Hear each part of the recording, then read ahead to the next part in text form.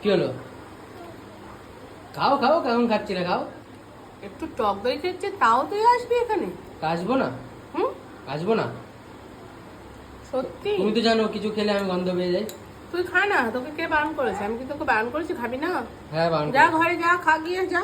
আমি খাবো না টক দই। হুম। এই যে এর মধ্যে একটু চাট মশলা নেবো, ভুলে গেছি। কি টক দই chaat masala? Heavy taste, heavy taste. ও, তুমি যখন চাটপাটা কিছু খাও তখন এখানে চলে আসো কেন? আমার খুব ভালো লাগে, ব্যালকনিতে বসে বসে খাবো আর আকাশ দেখবো, জল দেখবো। চলো খাও। আমার খুব ভালো লাগে।